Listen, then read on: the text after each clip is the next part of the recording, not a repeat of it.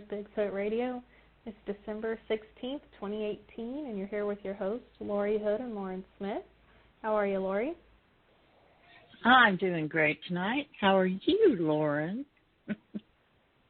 Fabulous. Fabulous.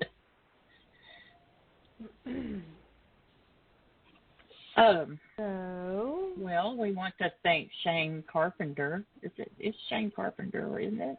No, Shane Church. Shane Church. I knew I was getting it messed up.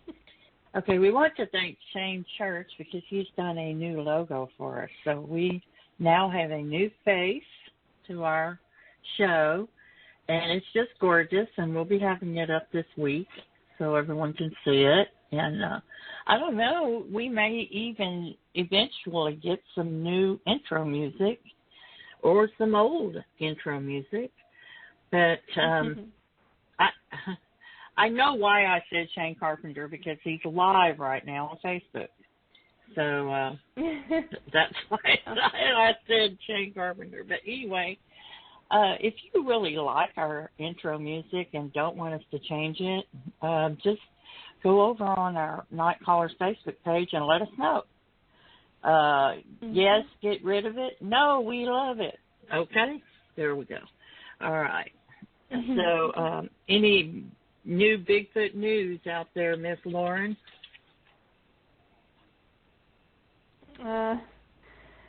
No, nothing on my end. I'm going to create a poll on our Facebook page whether we should change our music or keep it, okay? Okay. Sounds good. Okay. That sounds really great. Okay. As for any new Bigfoot-related stuff, I don't really have anything. Well, we've been hearing some strange noises, and I've been meaning to get a recorder set up. And it's just, the holidays are just nuts right now. And I mean, it's this way every year. It's just too much going on. And so by the time I think about putting that recorder out, I am already in bed, almost asleep, and I go, God, again. So, but we've been hearing some just like random noises, like hoops and whoops and just kind of like a random kind of owl sound, but then we don't ever hear it again. And just different things like that. Even my husband has been saying, I think there's something out here. Because he says that because our deer, how we used to have just tons of deer, we really haven't had very many. And it seems also that it's been really unnaturally quiet around here also. So I don't know. Could be. And I probably need to be recording really bad. The compressor station's off right now. Perfect, Yeah. But it is what it is. But anyway, we have a wonderful guest tonight, but he's not here right now, is he? Yeah, he's here. Still gone? He's ready to go. Oh, he is? He's ready to go. Okay. So this is one of the creators and admin of the Southern Bigfoot Alliance. He's actually from my home state of Oklahoma, which is very exciting for me. I love hearing about people researching in this state because when you think of Oklahoma, it's the least likely state you would think of to have any Squatch. But we actually have, especially in the eastern portion of Oklahoma, we just have so much going on there, crypto-wise. So I'm very eager to hear from him, and if you're ready, I say we bring him on. Let's do it. Okay. All right, Dustin, are you there? Yeah, I sure am. Okay. How are y'all doing? Well, we're doing great. I'm very glad to have you on tonight. Like I said, I get excited when I have someone from my state on. Have you researched a lot around, obviously in Oklahoma, but where all in Oklahoma have you researched? Well, our main area is down in southeast Oklahoma by the Broken Bow, Hochtown area. But we have a secret spot that we haven't let a lot of people know of, and it's in more of a southern Oklahoma area. Really, our main members, we've only really been researching the Oklahoma area. We have a few guys in Texas that go out every now and then. We have one main guy that's in Arkansas, and he goes out every now and then, but normally he goes out with us here in Oklahoma. So we're mainly Oklahoma people. Well, that's okay. That's good. There's plenty to do in Oklahoma with squatching. Yeah. So I kind of skipped our normal question, so I'll go back to that. What got you into researching? Did you have a sighting? Did you grow up interested in it? Like, what got you started in this topic? Well, I grew up liking weird stuff like was that old scary stories to tell in the dark and all kind of cryptid books, and I was really into it when I was younger. I kind of grew out of it a little bit, and then I started listening to podcasts, and I came across Sasquatch Chronicles, and it kind of blew up from there. And then I was on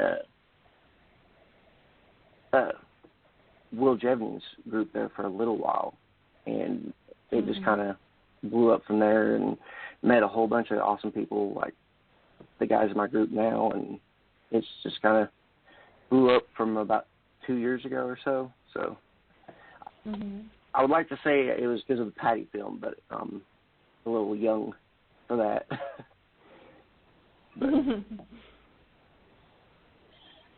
but yeah, that's it's just basically a simple, I grew up liking weird stuff, and Bigfoot was the coolest weird thing that I could ever like, I guess.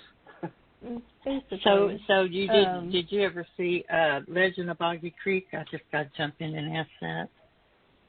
Oh yeah.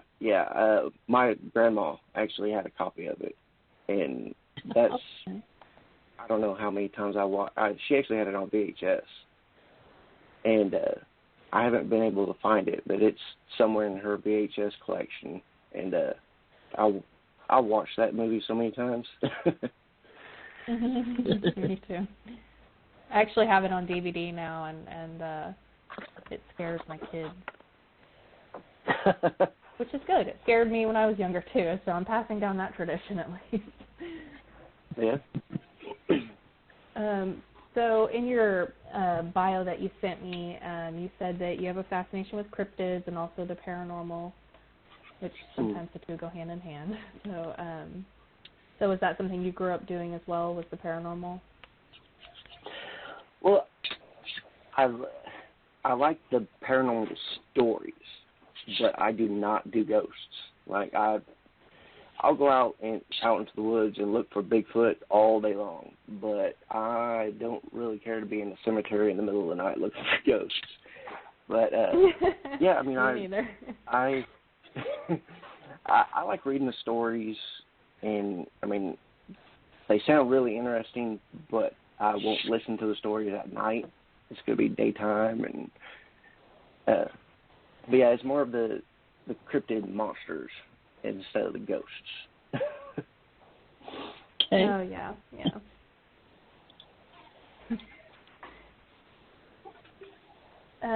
So have you had a sighting of a Bigfoot? Did I miss that? I have not. Haven't missed it, or? Okay. I haven't seen one yet. I've had some occurrences that were really strange, and I'm not 100% sure what it was. I hate saying it was Bigfoot because I don't know if it was, but it's nothing that I could contribute to anything else, really. And I can go into them if you want. Yeah, go ahead. We're here to hear about your experiences, whether it was a sighting. You can talk about stuff that's happened that, was what I call experiences, even if it wasn't a sighting, it was something there. anything Yeah. that you're, yeah. Go ahead. Well, my first experience, I think it was last year or the year before last, I was talking to this other researcher guy, and he goes to a public area around here, and around central Oklahoma here, and he was a trucker, and he mentioned that he had found a structure, and he actually ended up having to go to work, and he completely forgot to take pictures of it, and he gave me the directions to where to go to find it and to take pictures for him. Well, I get out there by myself, and I've never heard of Bigfoot sightings out here, no stories or anything. So the whole time I'm walking out here by myself, the only thing I have on me is a knife. I'm walking down this trail, and I'm trying not to think Bigfoot, because if I think Bigfoot, I'll start seeing stuff everywhere. And I get about halfway down this trail, and I start smelling a skunky smell.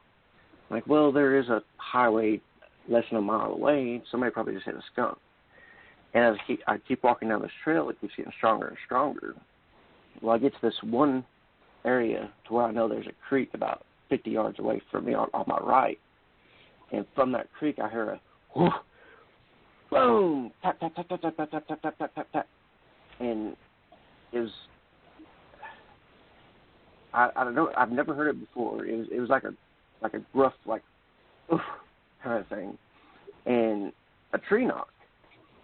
But it kept tapping, like when you hear a drummer in a band when he's tapping the drumsticks together. Mm-hmm.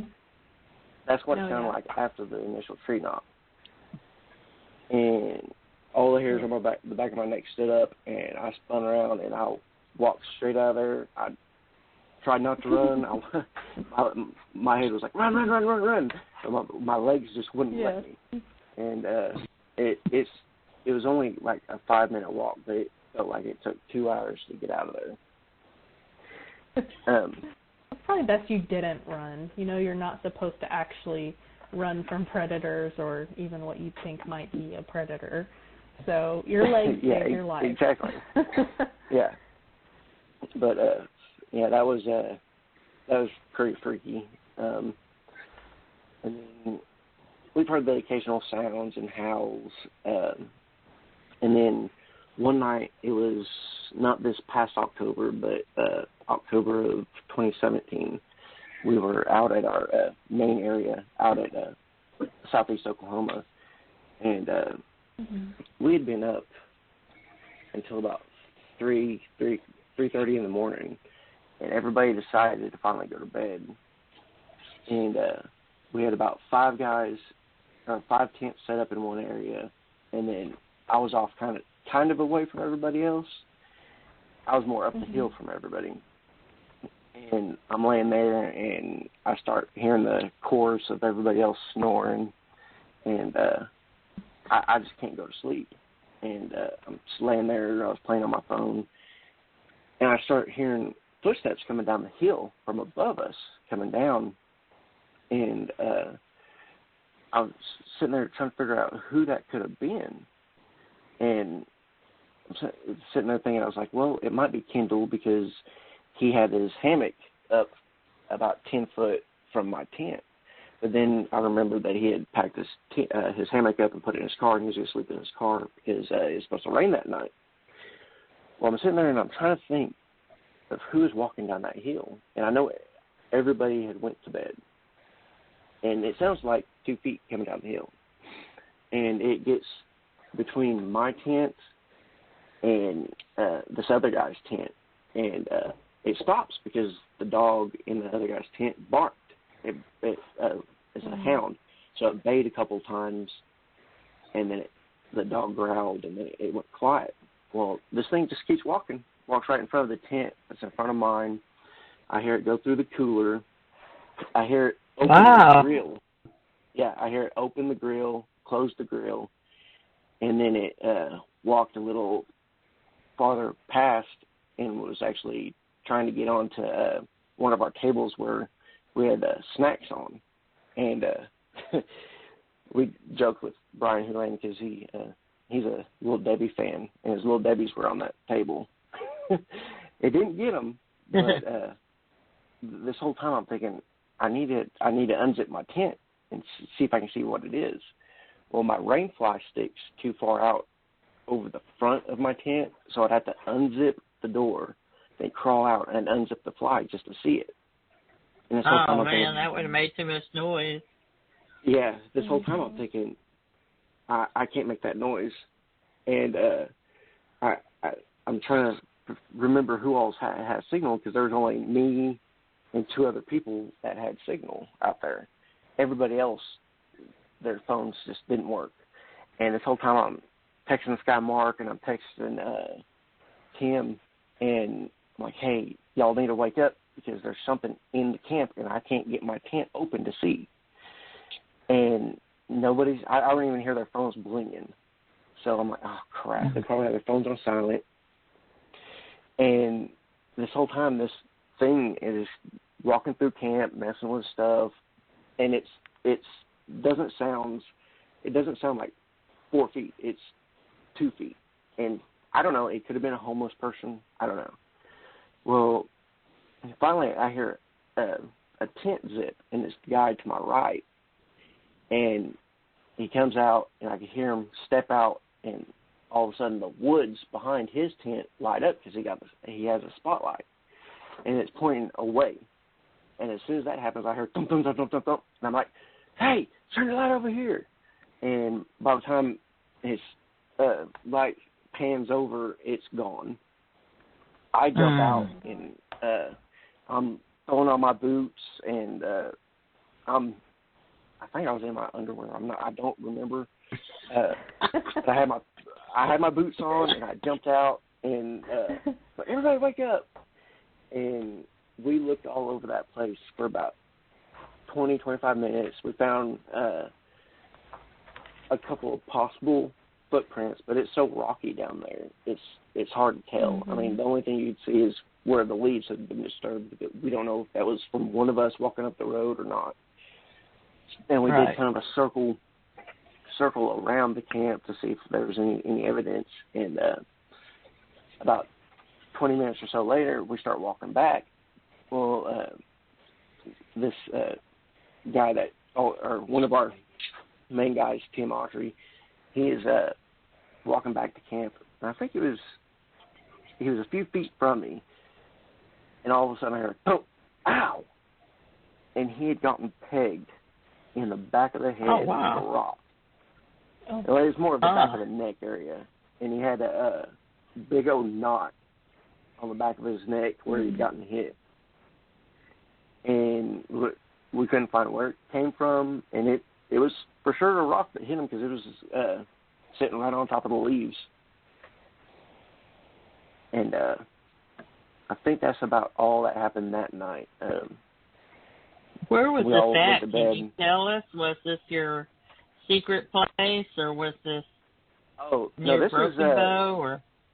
Yeah, this is it's Ho-Chi-Town, Smithville area. Oh, wow. It's just that. Yeah, it's way out. We actually can't go to that spot anymore because the road has been so washed out. It's not fun getting in or out of it. But yeah, that was the Ho-Chi-Town area,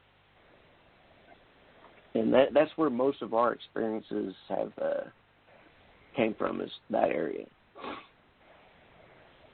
Well, doesn't the Kiamichi River run right into the Beaver Spin, or am I correct on that? The Mountain Fork? Yes, that's what it is. Have you ever researched on that? River? On that river.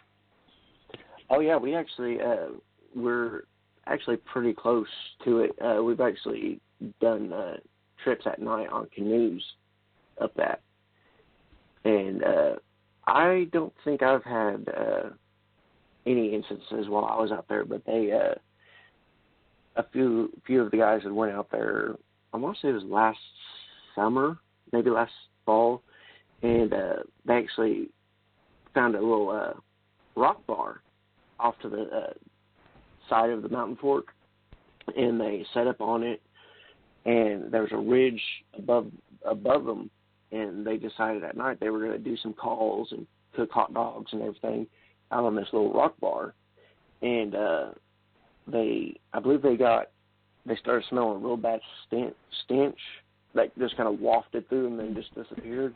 And I believe they even heard some howls that night, but I'm not 100% sure. I can't. We've had so much stuff happen. Oh, go ahead. I'm sorry. I thought you were through. Go ahead. I was gonna say we've had so many things happen out there. I forget what happened when. What about reports in that area around Beaver's Bend? Has there been any reports there? Oh yeah, we actually one of our favorite places to camp is, we call it Camp 1996. I believe it was 1996. There's a BFR report exactly where we go to camp up there up on the ridge. Huh. And it was from 1996. That's why we call it Camp 1996. And we've actually heard howls out there. Actually, Is this like Carson Creek or further north of it? Is it what? Is it Carson Creek or further north? Oh, no, this is right above Panther Creek and Mountain Fork. Okay. So it's on the other end. All right. Yeah. Okay. I was just wondering, because I have camped out at Beaver's Bend several times, and we really never had anything happen. But other than that, we were invaded by deer and raccoons big time. But other than that, we really didn't have anything happen there. Got some great coyote recordings one night there at Carson Creek, and we just never did have anything happen. But I've only been there a few times, and all that, but I was just curious if there was a better place around that area to go to. So just say yes, and I will talk to you later about it if you want to. I don't want you to give away too much. Just say yes, and I'll talk to you later. Well, no, actually, we don't mind giving away our area up there, because there's so much land out there, and we've had so many experiences up there, and there's so much land up there we haven't even touched, that we basically need help, getting more evidence out there, having more boots on the ground. And that's another thing that Southern Bigfoot Alliance that we're trying to do, is we're trying to take out that factor that every other Bigfoot group does, where they find all this evidence and then they hold it all to their vest and they don't share it with anybody. We want it. We want to work with everybody. So if that means, hey, we've had this many experiences over here, y'all go out there and see what you find. I mean, you might find something that we haven't found. You might find their home and we've just skipped over it 5 times. Yeah, that's possible. It's always good to have a fresh pair of eyes. Oh yeah. I've gone with people and seen things that they've never noticed before, and that's their area. And then things happen to me where they come, and they would come to my areas, one of my areas, and they find stuff. I'm like, oh my gosh. I thought this place was not really very active, but look at this, They'll find a fresh track or something. So, yeah, that's awesome. So, okay, so you like researching with these guys, and apparently y'all do camp out. What kind of equipment do you use?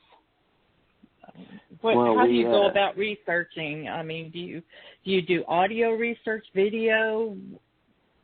What do you use? Well, the most high-tech piece of gear I think that we have is Brian Hewlin's little camper trailer. Well, he calls it a bug-out trailer. And he has a DVR setup in it, and he has like 500 foot of cable. And we have 5 different infrared cameras that we can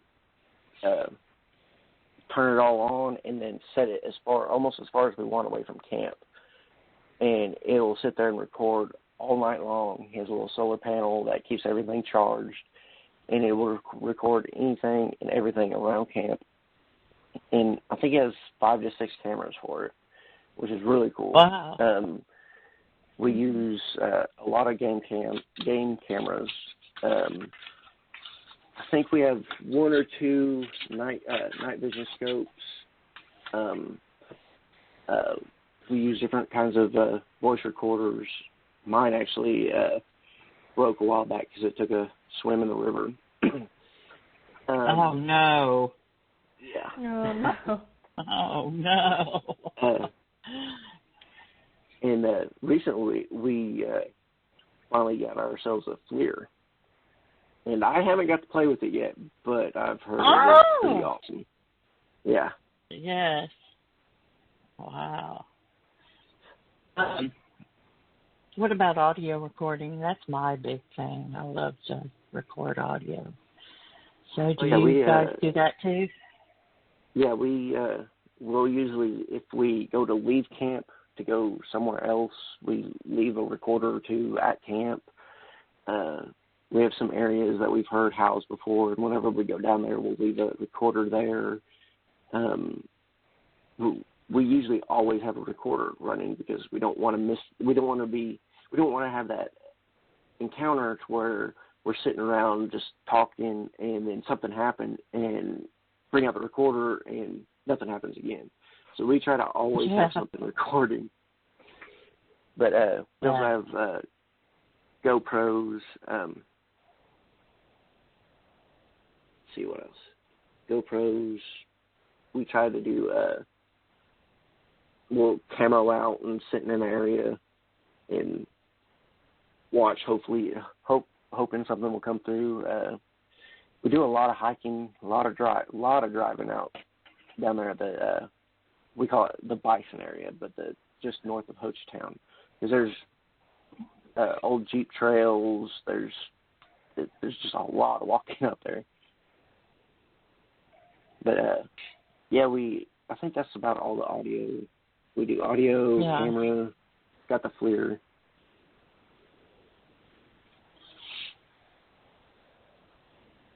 Lauren, do you have any questions? I feel like I just jumped in and took over. I'm sorry. That's okay. I honestly, I was just I don't know. I had a question and I lost it. I'm sorry. Just continue. Okay. I'll come back to it. I think you can remember. All right. I was going to ask him, Dustin, have you ever heard, has anyone ever told you that oftentimes that Bigfoot can be found in areas that are also known to be haunted? I have heard that. I've heard that from a few stories from like the. But you're not going to go try it out at all, right? Well, I mean, I will, but I'm going to be on edge the whole time.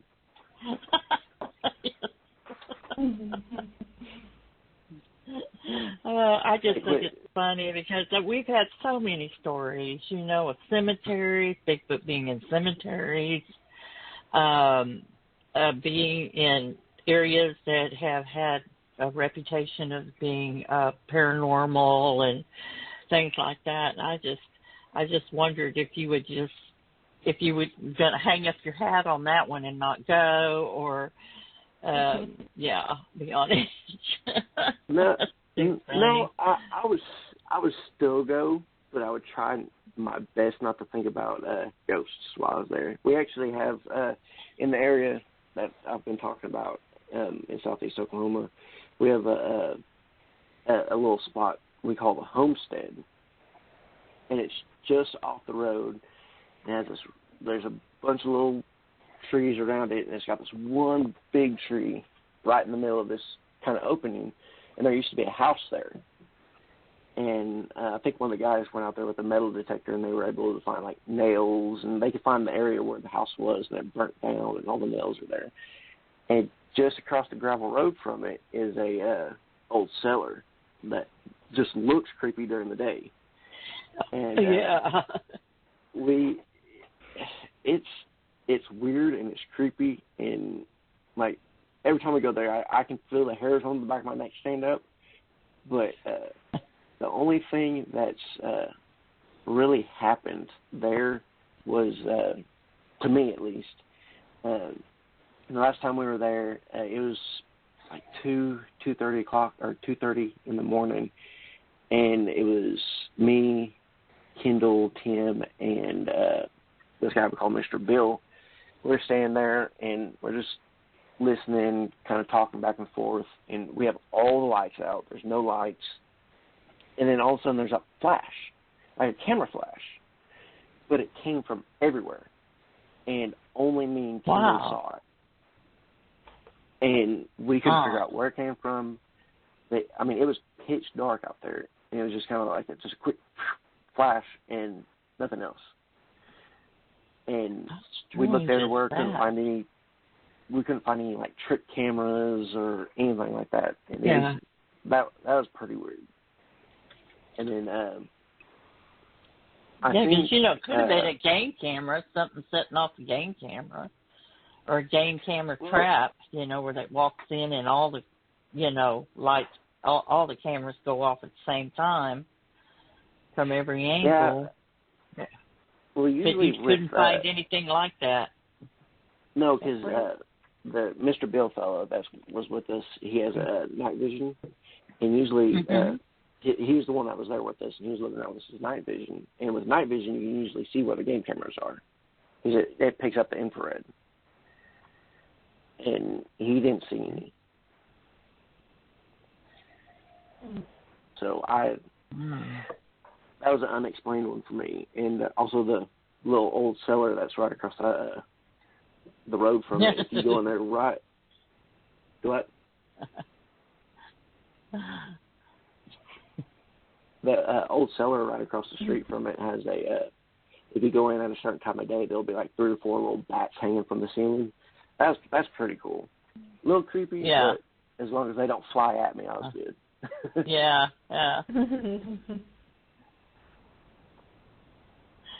I remember one time we were under a tornado warning. My son was probably 2 years old. We didn't have a cellar, but our neighbors did, and they weren't home. And so it was getting pretty bad outside, and so I took him over to the cellar. It's one of these that sits out in the yard. It's got the door out there. And so I go down in the cellar with a flashlight.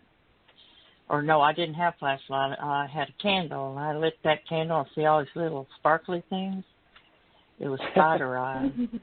There's spiders everywhere in there. And I said, you know what? Boy, we're going to go and get in the bathtub. I'm not in the cellar. Oh, my God. So that's what we did. We went and got in the bathtub. I don't like cellars. I just really don't. Wow.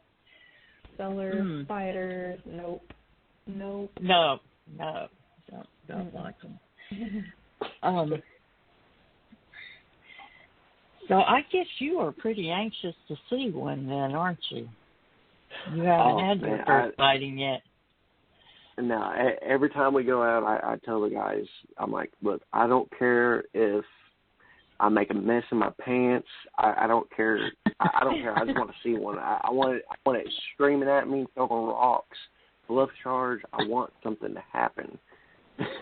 Oh, boy, I would. You know what I would do, Dustin? Just a little advice. I would settle for a nice, peaceful sighting first. Just you may never go back out there again. Yeah, at this point, I'll take what I can get. I understand. I understand. Well, you know, do you believe they are real? I do. I do believe they are real, Okay. and I want them so bad to be real. Because, I mean, Yes. I don't know if y'all are both on our group, I believe. Yes. We Yes. have we've actually found really awesome tracks in our hidden area in southern Oklahoma. I mean, we found 16-inch tracks, and then 2 or 3 months later, the guys went out there and found a 20-inch track.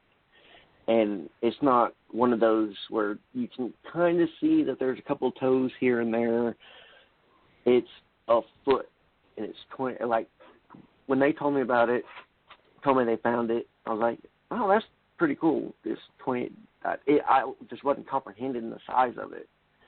Yes. And the first time I actually went over to Brian's, because that's his baby. When I went over to his house to see it, I was just in awe, because I was like, that's a footprint, and it is 20 inches long. That thing is huge. Oh my gosh. And there has to be something out there. Yes. Now, I just want to say that, it took me seeing one before I really, I thought I believed. And then after I saw one, it was like I was in shock. Like, I guess subconsciously I didn't believe. And then when I actually saw one, it just completely just rocked my world. And that's why I always like to ask someone who has never had a sighting if they do believe. And I thought I did until I actually saw one, and then it was just like, oh my. That's all I could say was, oh my God, oh my God. Oh, that's all I could say. I hope you see one. I hope you see one really soon. A couple of months ago, I thought I was looking through our night vision scope at one. We were in the southeast Oklahoma area, a place where we call Cow Pie Hill now, because this whole area has just free-range cows and horses all over the place, just running amok out there. And it was actually after the flash, the night that we saw, me and Kendall saw the flash, we ended up going up the road, and we found a new area that's clear-cut, and they replanted all the new pines. And we're sitting up on the top of this hill, and me and Kendall are on one side of the truck, and Tim and Mr. Bill are on the other side. We're just sitting there talking, and it's by now like 3:30 in the morning, and all of a sudden me and Kendall heard, we look around, couldn't figure out what it could have been, because I mean the trees that were 5 foot from us were maybe 5 foot tall. I mean, because it was new growth, and we keep talking, and then we hear the sound again, and we started trying to debunk it. And the only thing that we could find out there was pieces of cow patties, the real dry ones. It was pieces of them, and the sound was, if we just kind of tossed them over to each other, it made that sound at our feet. It was the same exact sound. So we thought something was throwing crap at us. And so we start shining the lights around, looking through the night scope.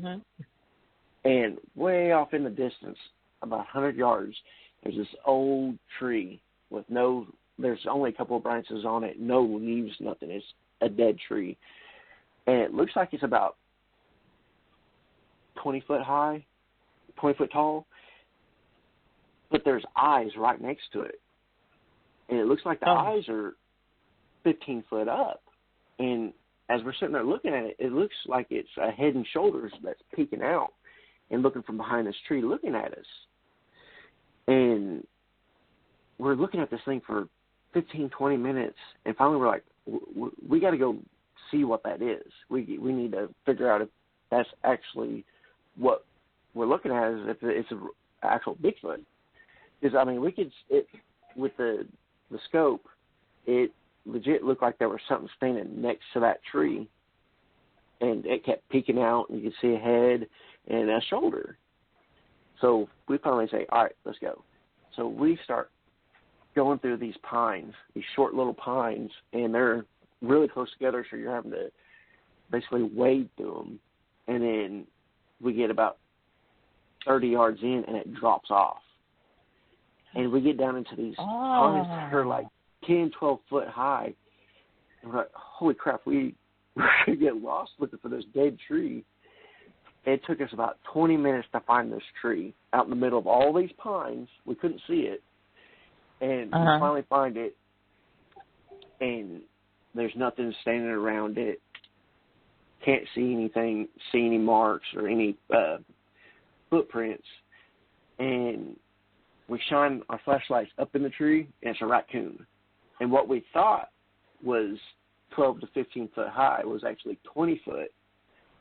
And the tree was actually the tree was actually 30 foot tall. Because from where we were standing and all the new growth, it looked like it was at the same height level as us.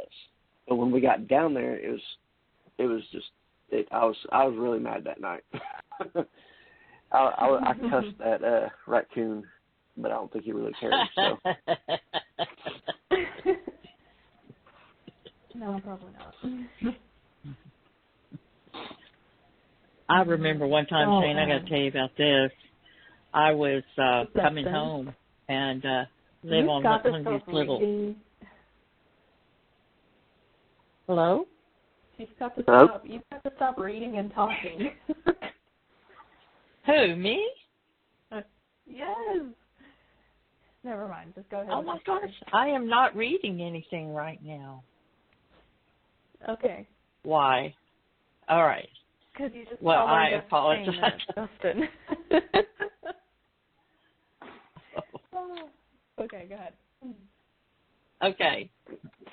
I'm lost completely. Are you lost, Dustin? You were in your car driving? But anyway, I was coming home one night and it was dark.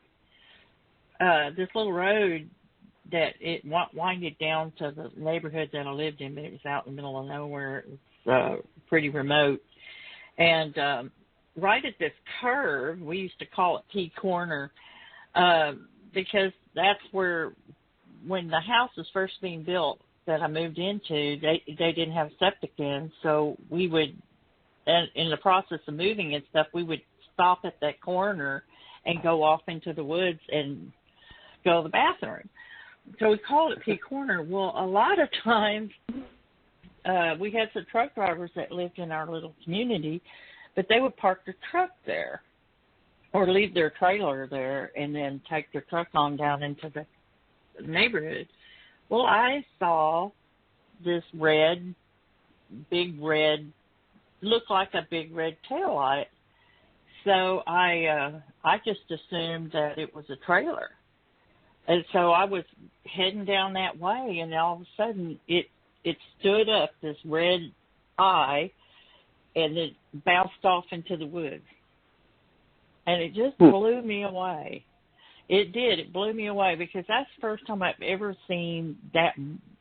Well, at that time was the first time I'd ever seen the brilliant red eye shine.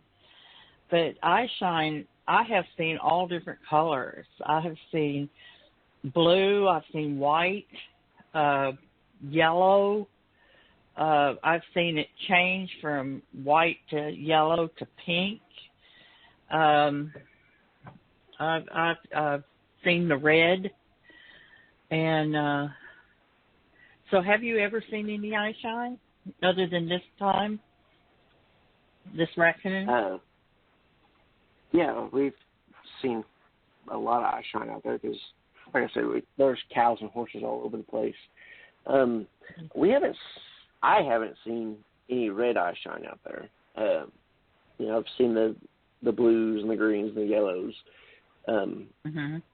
But I haven't seen the red eye shine yet, and I really want to. But the red that you saw, was it like, were you shining a light at it? Like, was it? Yeah, the was headlights it one of were those, hitting or? it. Oh, Yeah, okay, the headlights were hitting it. So I thought, but it was way down the road. It was probably maybe a quarter of a mile. And the headlights were hitting it, but you couldn't see anything down there. It was just black down there other than this red. Well, I thought it was a reflector off the trailer until I saw it run off into the woods. I was like, I thought that was the coolest thing because I knew that's what it was. I mean, what else could it be? Yeah. But do you guys ever use like peanut butter or bait, or do you ever set like DNA traps or anything like that? We haven't yet. Okay. The thing, we're trying to find a good area to, be able to have a higher possibility of getting something, because we want to try to make sure that we're able to set up the cameras and be able to see what leaves the DNA or what takes the peanut butter or the apples. And we want to make sure that we find the right spot to be able to set this up. We set up the cameras all the time everywhere, but we want to try to make sure that what we get on camera is 100%. And also at the same time, I kind of think, with the DNA part, when Brian Houlihan found the two 16-inch tracks, there was actually 2 hairs in the track. And he sent it off, and we're waiting to hear back from that. Okay. Oh, that's great. That's great. I hope it's something. I really do. I hope that it comes back unknown primate. That's what they usually come back as, is unknown primate. That would be awesome. Yeah. He actually found he found 2 strands of hair in it, and I forgot how long he said they were when he pulled them out. I know the one I saw was maybe about 2 or 3 inches long, and he kept one, and he sent the second one off to Meldrum, and we're waiting to hear back from him. Oh, I used to know a fella. In fact, he's still around somewhere. Do you remember the story about the Hanovia incident? Do you remember that story? Oh, yeah. Well, this fellow was related to them, and he had said at one time, I think it was him or someone that he ran with, said that the Kaimichi Bigfoot were giants, that they were huge. They said anywhere to as tall as 16 feet tall. And, of course, everyone was like, no. But if you get a track that is 20 inches long, how big is that individual? I have no idea. Like, until I can see one. Yeah. I mean, most people would say that it would be probably about 10 to 11 feet tall with a 20-foot track, a 20-inch track, yes. But it could even be taller. I've known some tall men that had shorter feet, and so that's just amazing. To get a track that nice, so it's a really good example. Yeah, it's possible that it could be. I mean, with the 20-inch track, it'd be 12 foot 6 inches. I don't know the size comparison until I see it make the track. Yeah. Until then, for all I know, it's a hobbit running out there barefoot, a little short dude with big feet. Until I see it make the track, I'm not 100% sure. Yeah. Well, I forget who it was, but somebody out there, and I'm just brain dead today, and I apologize.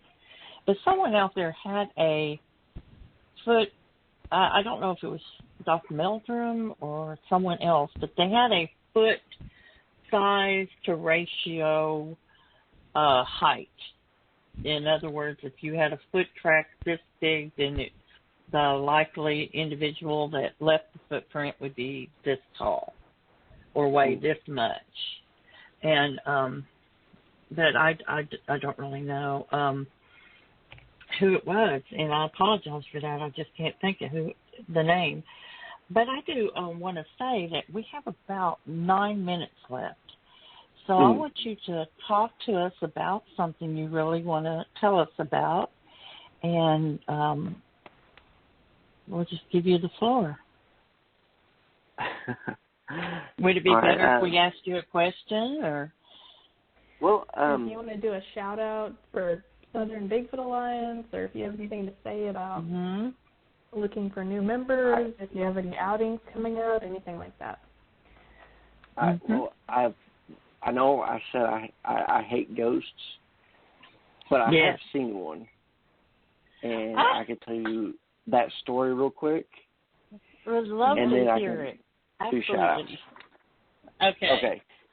It actually happened this year at my grandpa's house, and my grandpa has always said that one year, I think it was like when I was like 8 or 9 years old, when I was living in Arizona at the time, my grandpa said that a little boy came out of the book cabinet, sat down in front of the TV, and disappeared. So I've always thought, that's kind of weird. You know, he was probably just seeing stuff, probably drunk. I don't know.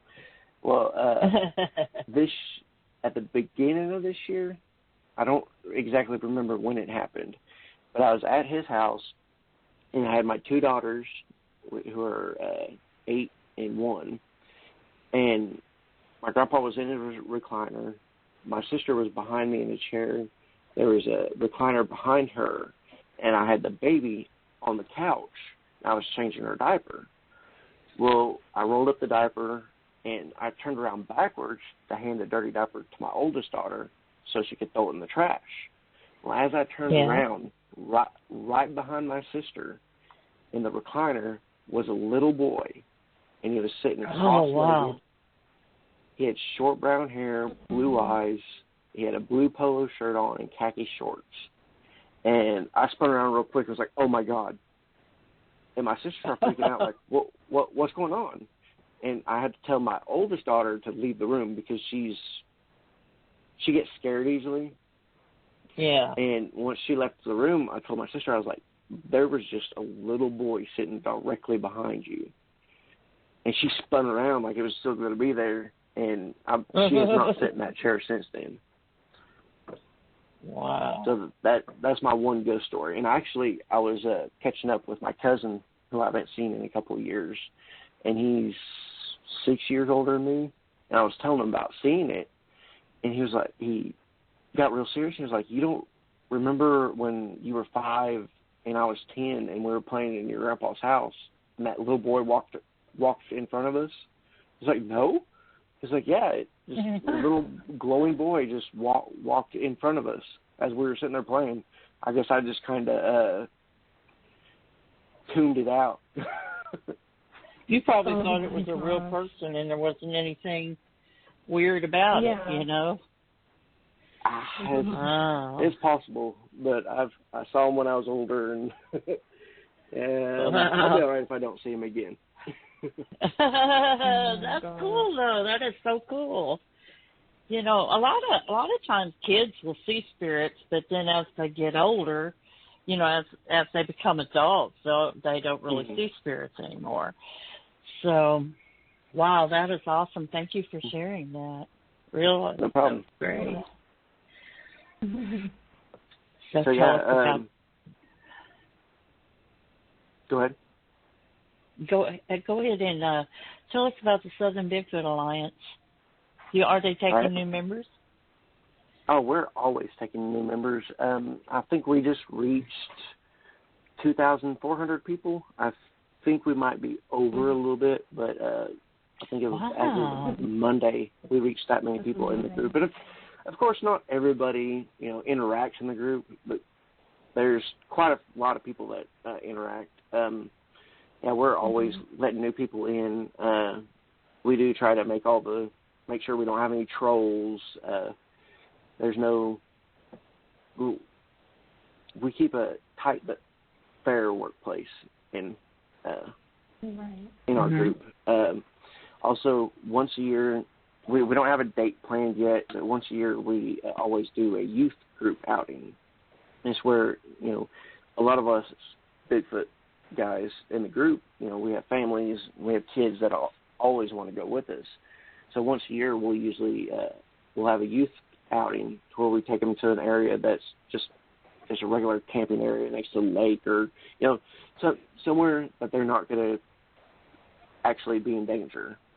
And this past year we did it south of Broken Bow. It was right up next to the river.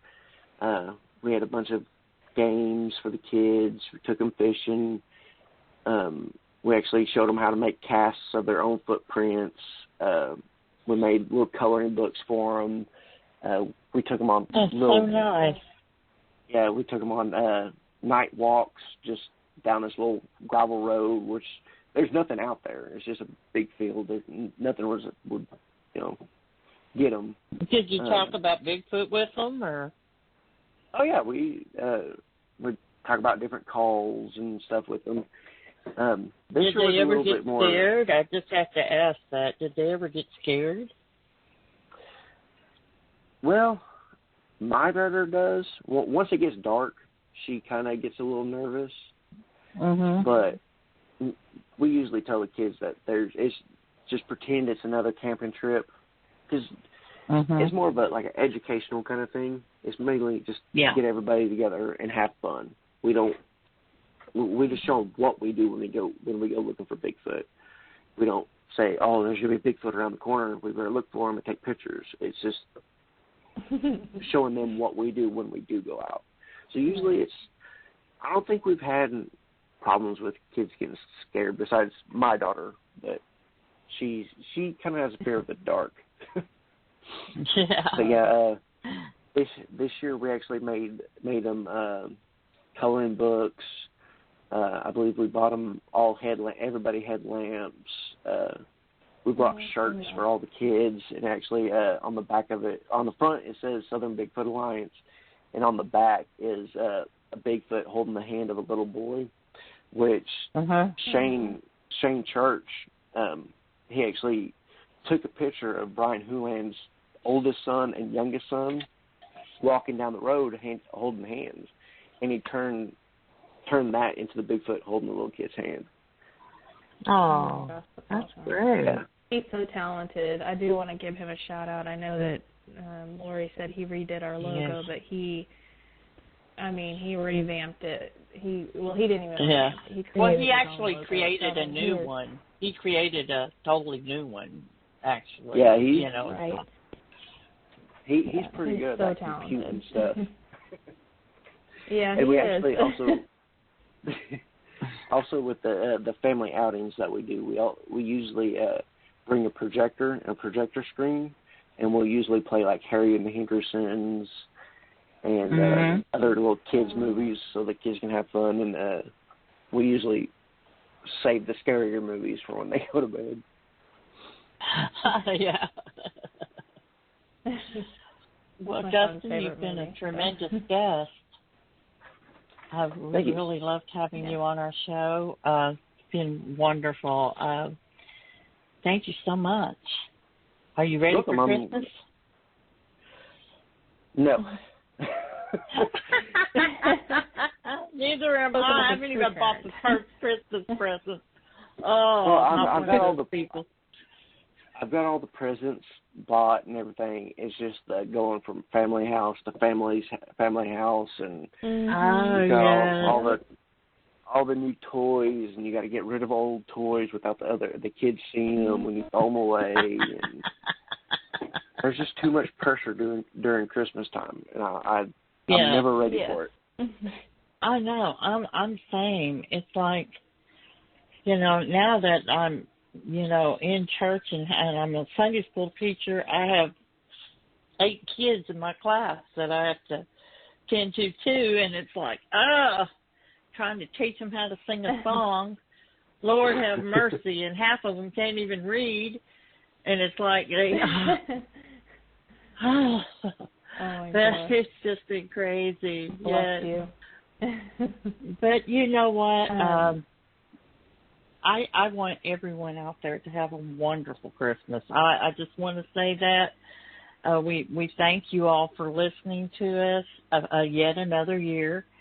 And I think we are going to have one more show on the 30th. Mm-hmm. And then that will be the last one of the year. So then we'll start over again in January. But, oh, goodness. It's been I've never been so busy in my entire life. I thought things would slow down when I retired. No. It's even. No. Yeah. So, all those people begging to retire because you can't get to nothing. Well, you put it off until you retire, and then it's all right there, saying, okay, here I am. Mm-hmm. You're not working now. You can do it. So that's exactly what's happened. So, yes. So, but Shane, not Shane. Oh, my goodness. Send me to bed. Dustin. Yeah, Dustin. You and your family, you have a wonderful Christmas this year. And y'all too. Merry Christmas. Yes. And out for everyone out there, Merry Christmas. And I think we ought to call it a night. Let me get off of here before I say something I'm not even going to want to say.